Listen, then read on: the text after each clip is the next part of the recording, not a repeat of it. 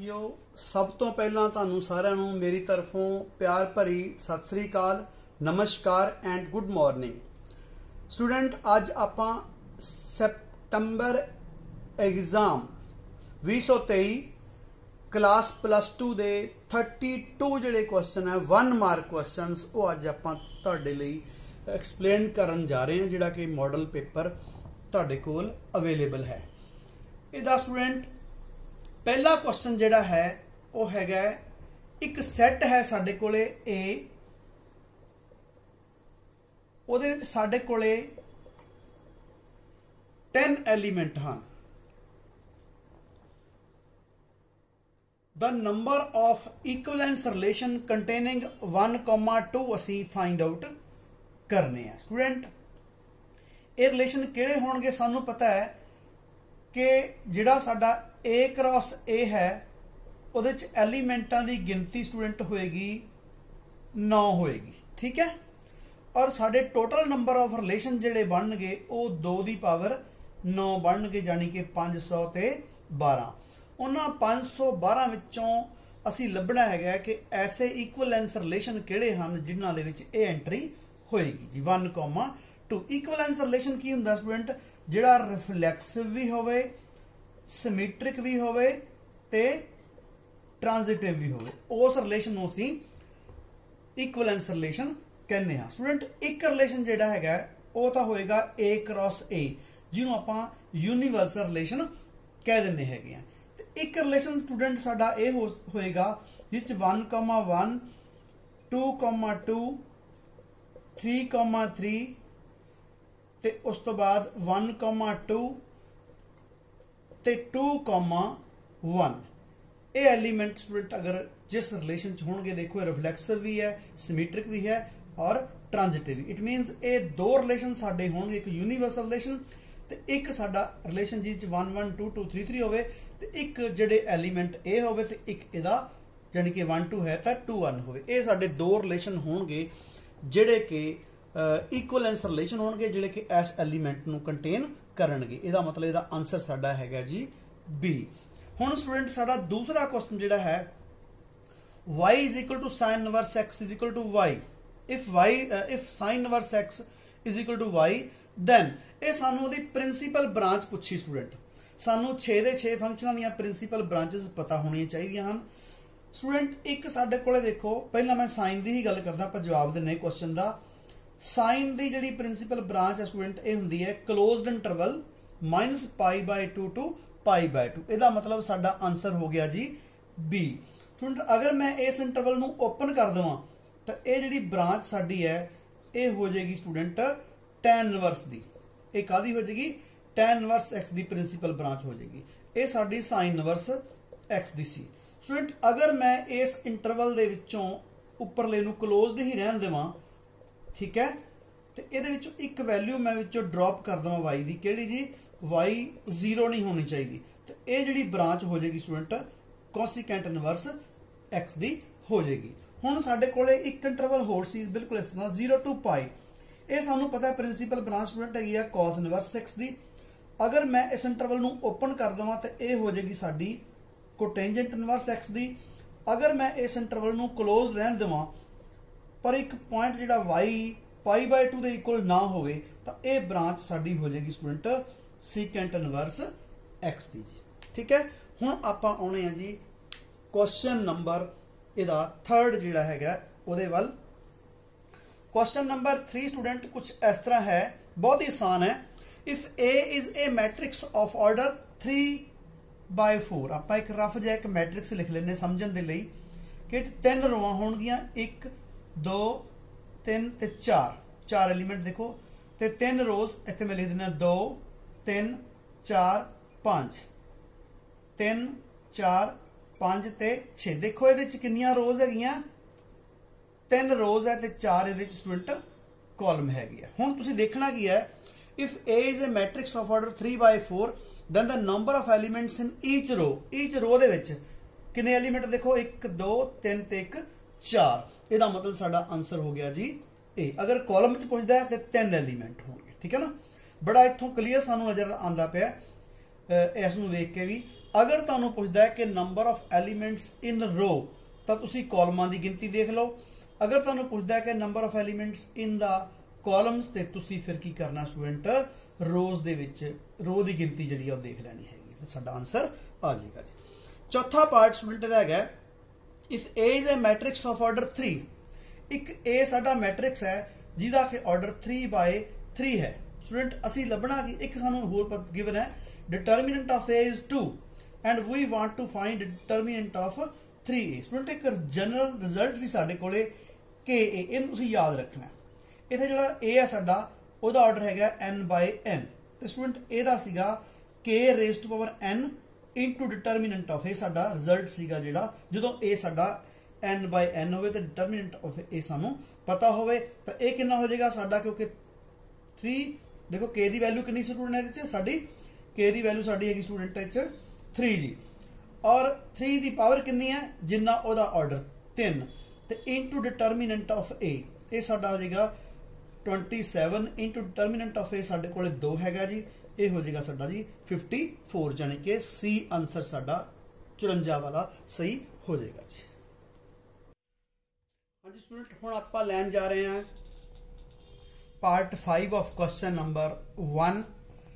If A matrix A is of order 3/4 एक matrix साडे कोले ए हैगा ओदा ऑर्डर स्टूडेंट हैगा 3/4 एंड ए मैट्रिक्स बी ते एक मैट्रिक्स बी हैगा ओदा ऑर्डर साडे कोल है स्टूडेंट 4/5 एंड असी दसना की है असी ए बी दा यानी प्रोडक्ट ऑफ ए ते बी दा जिहड़ा ऑर्डर दसना है। सानू पता स्टूडेंट कि ए ते बी डिफाइन तद होणगे जे ए दियां नंबर ऑफ कॉलम्स ते बी दे नंबर ऑफ रोज अगर सेम हो जान तां ते जो बाकी बचेगा इन तुसी कट दियो देखो तो जो बाकी बचेगा वो साडा होएगा student order of A into B यानी कि आंसर साडा हो जाएगा स्टूडेंट इत्थे बी जी।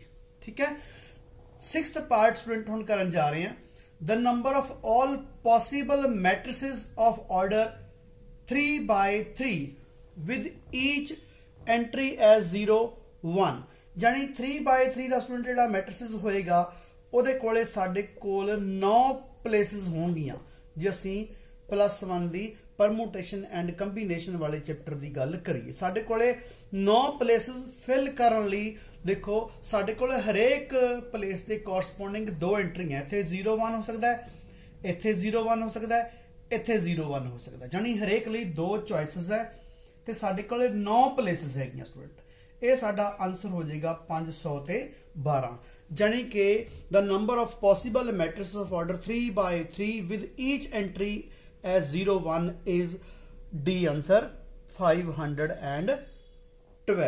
ठीक है स्टूडेंट साडे कोले 2 चॉइसेस हैगियां 9 प्लेसिस हैगियां यानी कि असीं 9 प्लेसिस इस तरह मार्क कर लेने सी इस तरह ते असीं हरेक दी साडे कोले जिहड़ी है वो स्टूडेंट 2 ही इत्थे चॉइसेस है 2 ही इत्थे है 2 ही इत्थे 2 ही इत्थे एवें 2 ही इत्थे हैगियां 2 ही इत्थे है 2 ही इत्थे 2 ही इत्थे 2 ही इत्थे ते इन्हां नूं असीं मल्टीप्लाई करांगे 1 2 3 4 5 6 7 8 ते 9 2 दी पावर 9 यानी 512। 7th बहुत ही आसान क्वेश्चन है डेरिवेटिव ऑफ सीकेंट एक्स। ये स्टूडेंट सब नूं पता ही है कि is equal to secant x into tangent x. किवें फाइंड आउट किया जाता है by definition by delta method by ab initio by first principle. ठीक है ना ये जिहड़ी आपां कर चुके हैं उहदे नाल जी। अगला हैगा जी साडा पार्ट इहदे च 8th पार्ट। ये क्वेश्चन बहुत ही अच्छा है जी 8th पार्ट जिहड़ा हैगा ये मोस्ट एक्सपैक्टेड क्वेश्चन भी है।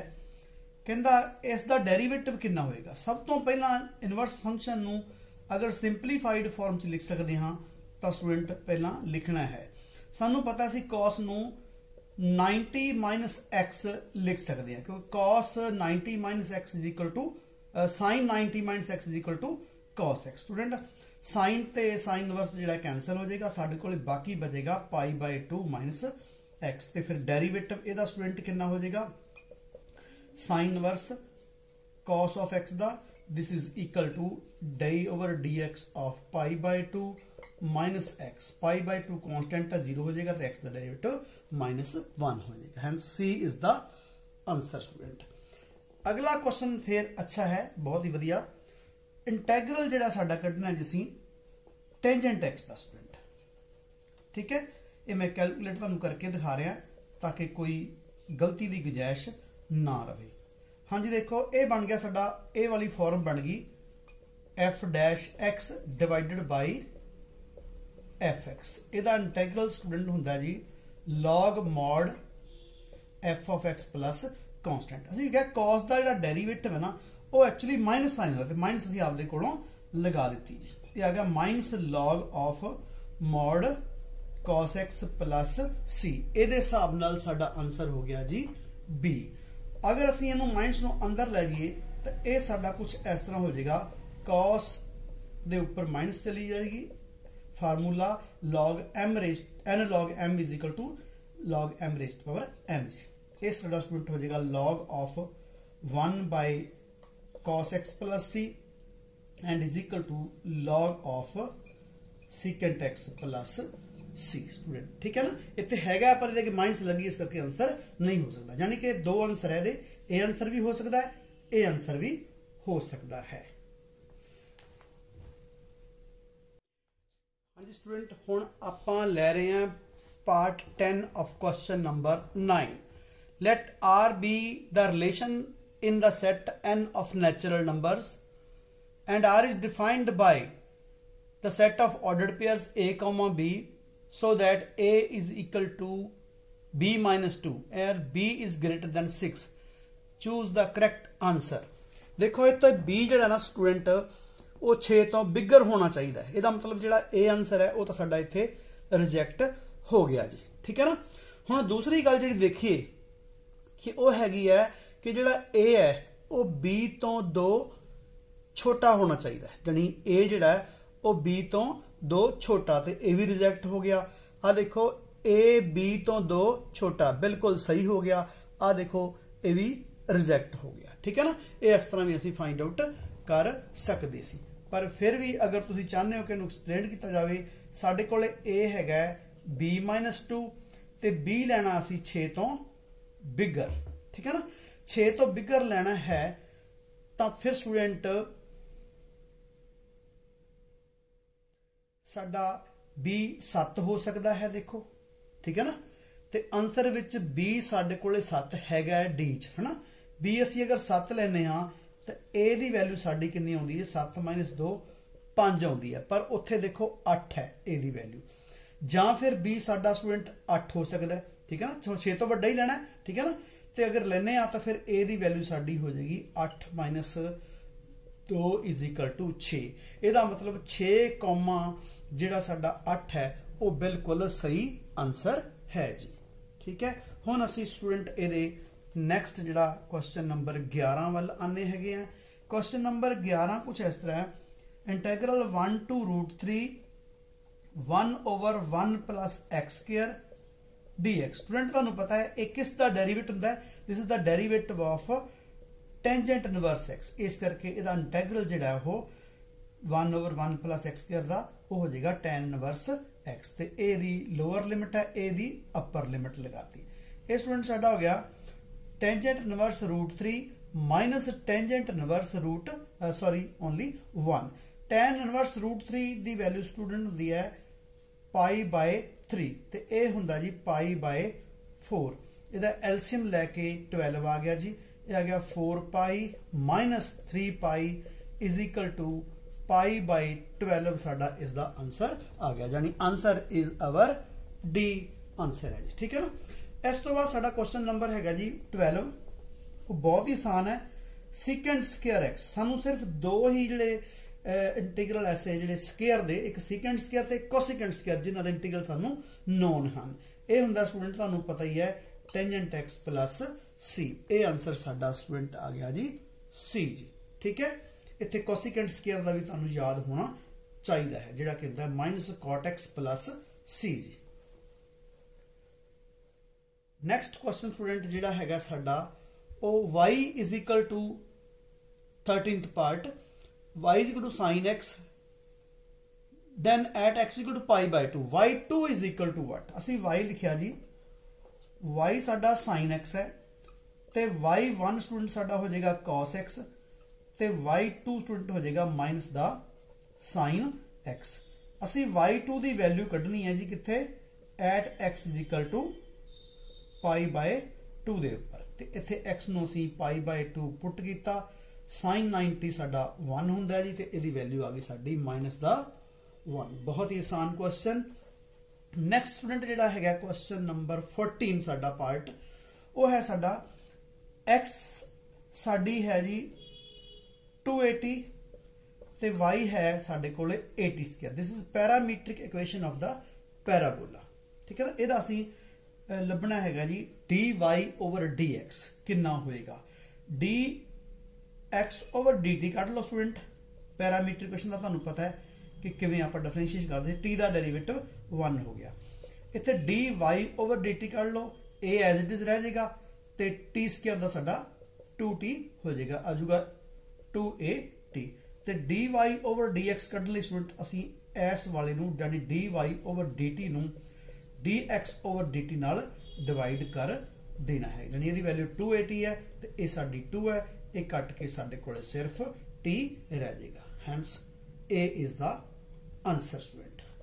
ਹੁਣ ਸਟੂਡੈਂਟ ਸਾਡਾ ਜਿਹੜਾ ਹੈਗਾ ਪਾਰਟ ਨੈਕਸਟ ਜਿਹੜਾ ਹੈ ਸਾਡੀ ਲੈਫਟ ਸਾਈਡ ਤੇ ਤੁਹਾਨੂੰ ਨਜ਼ਰ ਆ ਰਿਹਾ, which of the following functions are decreasing in the interval, ਯਾਨੀ ਇਹ ਐਕਚੁਅਲੀ ਸਾਡੀ ਫਸਟ ਕੁਆਡਰੈਂਟ ਹੀ ਕਹਿ ਲਓ ਹਨਾ, ਤੇ ਅਸੀਂ ਦੇਖਣਾ ਕਿ ਕਿਹੜਾ ਫੰਕਸ਼ਨ ਸਾਡਾ ਡਿਕਰੀਜ਼ ਕਰੇਗਾ। ਅਸੀਂ ਦੇਖਿਆ ਅਗਰ ਅਸੀਂ f1 ਮੰਨ ਲੈਨੇ ਹੈਗੇ ਆ sin x, ਠੀਕ ਹੈ, f2 ਅਸੀਂ ਮੰਨ ਲੈਨੇ ਹੈਗੇ ਜੀ ਦੂਸਰੇ ਨੂੰ cos x ਨੂੰ, ਠੀਕ ਹੈ। ਪਹਿਲਾਂ ਆਪਾਂ ਇਹਨਾਂ ਦੋਨਾਂ ਬਾਰੇ ਗੱਲ ਕਰਦੇ ਆ ਤੇ f dash x ਇਹਦਾ ਕਿੰਨਾ ਹੋ ਜਾਏਗਾ ਸਟੂਡੈਂਟ?